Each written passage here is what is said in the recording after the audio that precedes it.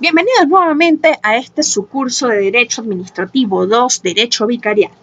En el día de hoy vamos a hablar sobre el inicio del procedimiento administrativo a instancia de parte. Les habla nuevamente la profesora Judith Astorrealba, quien los acompañará hablando sobre este tema. Hay que señalar que para hablar del inicio del procedimiento administrativo a instancia de parte, o mejor conocido como IPI, tenemos que establecer de que su fundamentación radica en el derecho de petición consagrado en el artículo 51 de la Constitución de la República Bolivariana de Venezuela. Ya en la segunda clase estuvimos hablando sobre el tema del interés y que de cierta forma tenemos que aclarar algo muy peculiar, y es que el hecho de presentar una solicitud no implica propiamente el inicio del procedimiento. Debe señalarse que cuando una solicitud se presenta, la administración tiene tres opciones en los procedimientos de instancia de parte interesada de accionar o de responder. La primera, decidir iniciar el procedimiento. La segunda, rechazar el inicio del procedimiento porque el mismo presenta ciertos aspectos que pueden hacer irrealizable el impulso del procedimiento. Y la tercera, que es en la práctica la que menos se observa, es requerir la aclaratoria de la solicitud presentada o sencillamente realizar las debidas subsanaciones. ¿Por qué digo que en la práctica no se presenta tanto como en las demás? Porque la administración por lo general, a excepción que sean órganos o entes de la administración donde estén familiarizados con la recepción de solicitudes de procedimiento, no tienen una cultura de cómo saber manejar el hecho cuando un administrado peticiona algo ante el seno de la administración. Debe señalarse que la administración debe decidir la solicitud presentada y pues aunque en esto hay un vacío, debemos de tomar los preceptos establecidos en la LOPA que nos hablan que la administración va a tener 20 días para decir si inicia, rechaza o subsana el procedimiento y un máximo de 4 meses, que es el tiempo que se establece en materia de procedimientos ordinarios para dar una oportuna y adecuada respuesta, dando cumplimiento a ese aspecto que sin lugar a dudas caracteriza, entre tanto, las peticiones de la administración. Debe señalarse que si habiendo transcurrido todo este tiempo, no hay una respuesta ni de inicio de procedimiento, ni de rechazo, ni de aclaratoria, ni mucho menos una respuesta definitiva por parte del seno de la administración, se puede decidir incoar un recurso de abstención o carencia como un procedimiento en materia contencioso administrativo, donde sencillamente es muy común que se inste cuando la administración guarda silencio y no cumple con lo que dice el artículo 51 constitucional que habla sobre este derecho de petición. Debe señalarse de que existen diversas modalidades de solicitud. Se reseña de que hace 40 años aproximadamente, con el auge de la existencia de la Ley Orgánica de Procedimientos Administrativos, se podía decir que la LOPA solamente nos establecía que existían dos tipos de modalidad. La primera era la incoada ante la propia administración, mejor conocida como la solicitud personal, la cual se hacía entre órgano u ente u otro de los sujetos que ya hemos estudiado en clases previas. Hoy, bajo la existencia de la Ley de Simplificación de Trámites Administrativos, encontramos el uso de las famosas taquillas o ventanillas únicas. Figura que más que todo se ve es en Caracas cuando uno en la práctica decide ir a las famosas taquillas o ventanillas únicas. Podemos señalar de que esto se observa mucho, sobre todo cuando uno decide ir a la sede del Ministerio de Ciencia y Tecnología o de Educación Superior, donde uno observa en su planta baja que hay en presencia pues una taquilla única, una ventanilla única donde se observan diferentes mesas donde recopilan o hacen recepción de diversas solicitudes que se presentan conforme a lo que nos dice la Ley Orgánica de Procedimientos Administrativos. Sobre cómo debe presentarse el escrito de solicitud en procedimientos de instancia de parte interesada,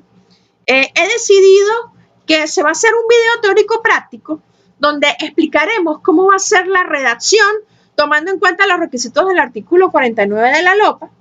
pero que en este momento, a efectos de este video, no lo voy a decir porque me voy a dedicar con detenimiento a hablar tanto de cómo es la formalidad de redacción de una solicitud ante el inicio de un procedimiento y cómo es la respuesta que se tiene que dar en materia de un escrito de descargos cuando es un procedimiento administrativo de oficio, pero eso lo dejaremos para próximos videos.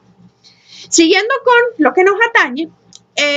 tenemos que establecer que como la ley es de hace más de 40, es de hace aproximadamente 40 años, específicamente 39 años, tenemos que decir de que por correo existe una resolución reglamentaria en la cual IPOSTEL, como el Instituto Postal Telegráfico de Venezuela, debería recibir y tramitar las solicitudes mediante correo certificado. Y pues con el auge de la ley de infogobierno, con el auge de las TICs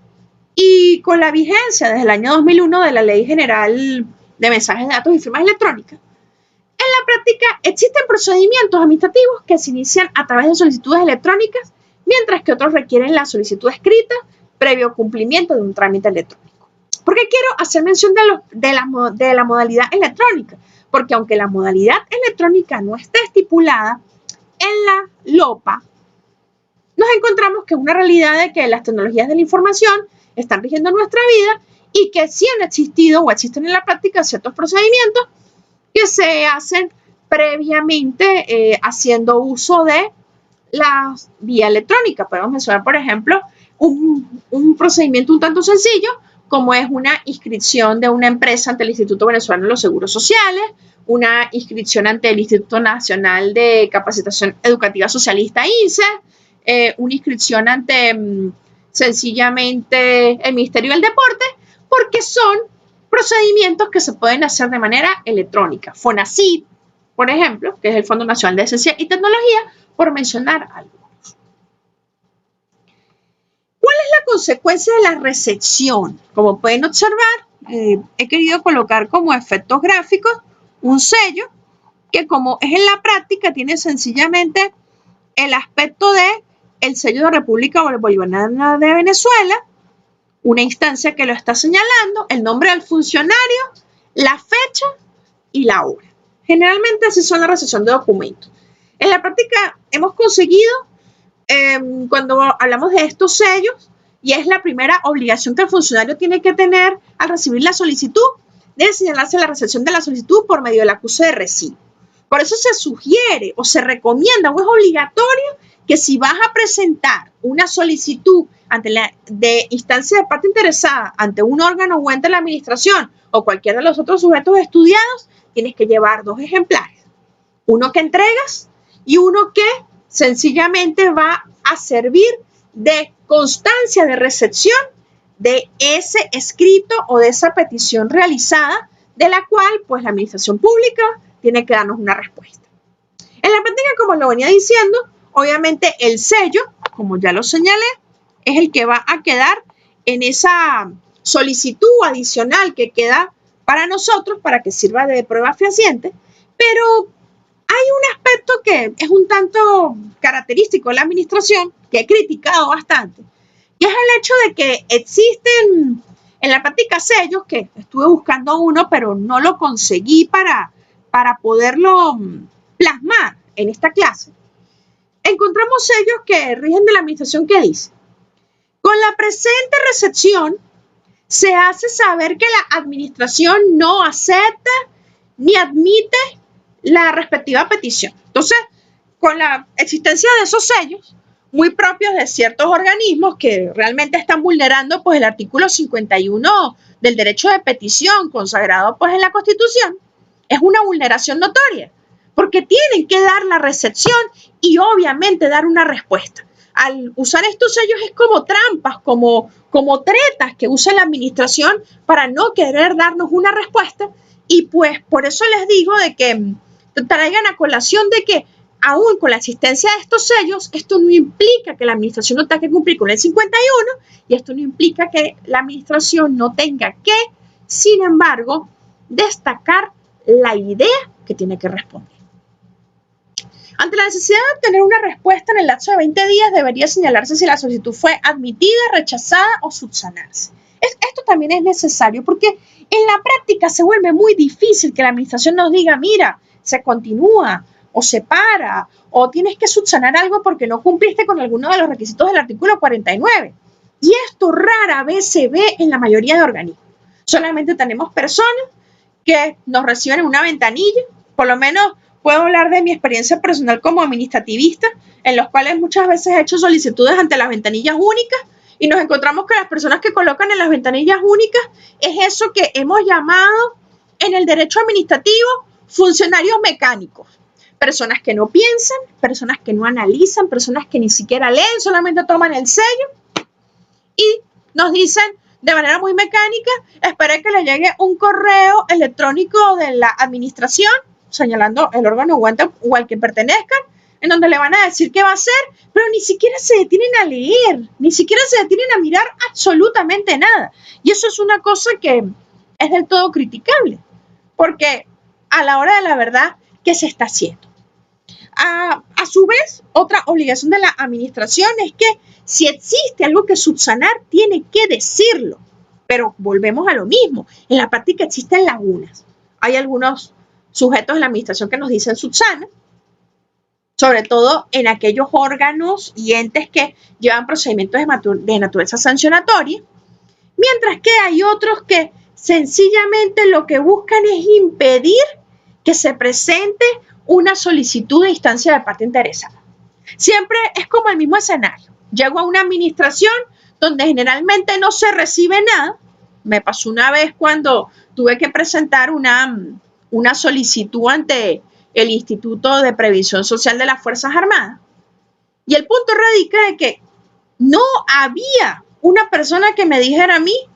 que me tenía que recibir o cómo me daba un recibido porque no había cultura administrativa. Es por eso que yo les digo de que